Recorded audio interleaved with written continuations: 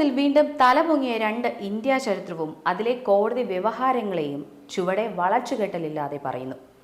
വളരെ ചുരുക്കിയാണ് പറയുന്നത്. ഖണ്ഡിക്കാൻ കഴിവുള്ളവർക്ക് വരാം. ഖണ്ഡിക്കാൻ ഒന്ന് ശ്രമിച്ചു നോക്കൂ. സുഡാപ്പികൾ ഒരാവശ്യവുമില്ലാതെ കയറി ആ ഇരയിൽ കൊത്തി പടുകുഴിയിൽ വീണു. ഈ വിവരം അവസാനമായി പറയാം. ഗോദ്ര ഹൈന്ദവ അറും കൂട്ടക്കൊല. ഗോദ്ര കൂട്ടക്കൊല ഗുജറാത്തിലെ ഇസ്ലാമിക ഭീകര ജിഹാദികൾ നടത്തിയ കൊടും ക്രൂരതയാണ്.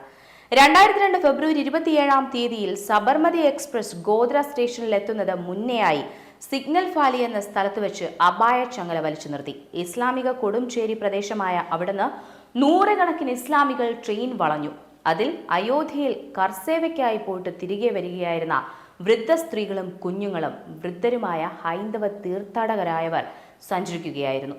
S6 ബോഗിയിൽ 60 ലിറ്റർ പെട്രോൾ ഒഴിച്ച് തീപ്പെട്ടി ഉരച്ച് 59 ഹൈന്ദവരെ പച്ചയ്ക്ക് ചുട്ടരിച്ചു കൊന്നു കളഞ്ഞ ഇസ്ലാമിക ഭീകരർ ചെയ്ത അറും കൊലയാണ് ഗോദ്ര സംഭവം.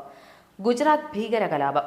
ഗോദ്ര സംഭവം അറിഞ്ഞ ആ ഫെബ്രുവരി 27 മുതൽ മാർച്ച് മാസം പകുതി വരെ നീണ്ടുനിന്ന ഹൈന്ദവ ഇസ്ലാമിക കലാപമായിരുന്നു ഗുജറാത്ത് കലാപം.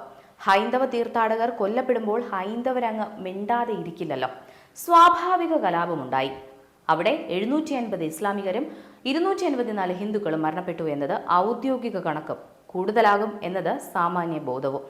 രാജ്യദ്രോഹികളായ ജിഹാദികളും അവരുടെ ദേശദ്രോഹികളായ പാദസേവകരും പലതും വളച്ചൊടിക്കാൻ ശ്രമിച്ചാലും അതിലൊന്നും ഒരു കാര്യവുമില്ല, രക്ഷപ്പെടുകയുമില്ല. ഇത് ഇന്ത്യ ചരിത്രവും കോടതി വ്യവഹാരവും.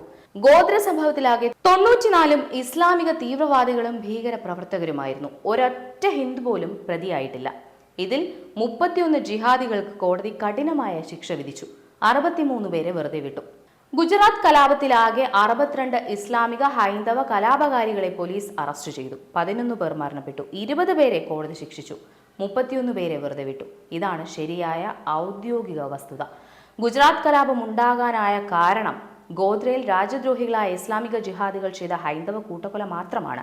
ഗുജറാത്തിൽ ഗർഭിണിയുടെ വയറിൽ ശൂലം, ദണ്ട്, കരച്ചിൽ, കൂട്ടനിലവിളി, കൂട്ടയോട്ടം, തീയ്, വെള്ളം, ജയ ശ്രീറാം, അള്ളാഹു അക്ബർ, പൂജാരിക്കൊലകൾ, ഉസ്താദ് കൊല ഒക്കെ ഉണ്ടാകും. കാരണം ഗുജറാത്ത് കലാപം ഒരു വർഗീയ കലാപമായിരുന്നു. വർഗീയ കലാപം ഉണ്ടാക്കാതെ നോക്കാം. കലാപം പടർന്നാൽ നിയന്ത്രണ വിധേയമാക്കാൻ പ്രയാസമാണ്. ഇന്ദിരാഗാന്ധി കൊല്ലപ്പെട്ടപ്പോൾ മരണപ്പെട്ട സിഖുകാർ 8000-ലേറെയായിരുന്നു. അതാണ് കലാപ പ്രശ്നം. ഇന്ത്യയിൽ വെറുക്കപ്പെടേണ്ടതായ സ്ഥലമാണ് ഗോദ്രയും. വെറുക്കപ്പെടേണ്ടതായ മനുഷ്യരാണ് ഗോദ്രയിൽ അന്ന് ഈ ക്രൂരത കാട്ടിയ ഇസ്ലാമിക ജിഹാദികളായ രാജ്യദ്രോഹി ഭീകര പ്രവർത്തകരും. ഗുജറാത്ത് കലാപം ഇന്ത്യയിൽ ജിഹാദി ക്രൂരതയ്ക്ക് അറുതി വരുത്താൻ ഇടയാക്കിയെന്നത് മനസ്സിലാക്കാൻ കഴിയും. ഇപ്പോൾ ഗോദ്ര കൊല, ഗുജറാത്ത് കലാപം എന്നിവയുടെ ചിത്രം നിങ്ങൾക്ക് ലഭിച്ചു കഴിഞ്ഞു. സെൻട്രൽ സെൻസർ ബോർഡ് അംഗങ്ങൾ ഇവരാണ്: വിദ്യാബാലൻ, വമൻ കേന്ദ്രം, വിവേക് അഗ്നിഹോത്രി, ഗൗതമി തടിമല്ല, വാണി ത്രിപാഠി ടിക്കു, ജീവിത രാജശേഖർ, TS നാഗഭരണ, നരേഷ് ചന്ദ്രലാൽ, ഒപ്പം പഹ്ലാജ് നിഹലാനി, ഷർമിള ടാഗോർ, ലീല സാംസൺ, മിഹർ ബൂട്ടിയ, നീൽ. ഇവരെല്ലാം സംഘപരിവാർ അനുകൂല രീതിയിലുള്ളവരാണെന്നത് നമുക്ക് മനസ്സിലാക്കാവുന്നതാണ്. ഇവർ ഗുജറാത്ത് കലാപത്തെ തെറ്റായി ചിത്രീകരിച്ച എമ്പുരാൻ സിനിമയ്ക്ക് ഒരു എതിരഭിപ്രായവും കാട്ടാതെ എങ്ങനെയാണ് പ്രദർശന സർട്ടിഫിക്കറ്റ് നൽകിയത്? അവിടെയാണ് BJPയുടെ കുശാഗ്രത. അതിശയമായ ബുദ്ധി പ്രവർത്തിച്ചത്. എത്ര കോടികൾ മുടക്കിയാലും എത്ര വർഷങ്ങളെടുത്താലും വീണ്ടും ഗോദ്ര ഇന്ത്യക്കാരുടെ മുന്നിൽ എത്തിക്കുവാനും സത്യം ജനതയെ അറിയിക്കുവാനും കഴിയില്ല. ഇവിടെയാണ് ഒരു 5 പൈസയുടെ പോലും ചിലവില്ലാതെ ഇത് BJP വളരെ നിസ്സാരമായിട്ട് സാധിച്ചെടുത്തത്.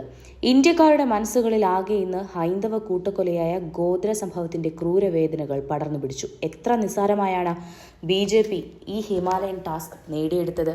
ഗുജറാത്ത് കലാപം അറിയാവുന്നവരിൽ കുറച്ചു പേർക്കെങ്കിലും ഗോദ്ര സംഭവം എന്താണെന്നോ ഗുജറാത്ത് കലാപവുമായുള്ള ബന്ധം എന്താണെന്നോ അറിയില്ലായിരുന്നു. ഇപ്പോൾ ഇന്ത്യക്കാരാകെ ഗോദ്ര സംഭവം മനസ്സിലാക്കിയെന്ന് മാത്രമല്ല, ഇന്ത്യ വിട്ടും ഗോദ്ര ഹൈന്ദവ ക്രൂരത പരക്കുന്നു. സുഡാപ്പികൾ ഒരാവശ്യവുമില്ലാതെ കയറി ആ ഇരയിൽ കൊത്തി പടുകുഴിയിൽ വീണു. BJP നോക്കി അടക്കിച്ചിരിക്കുന്നു.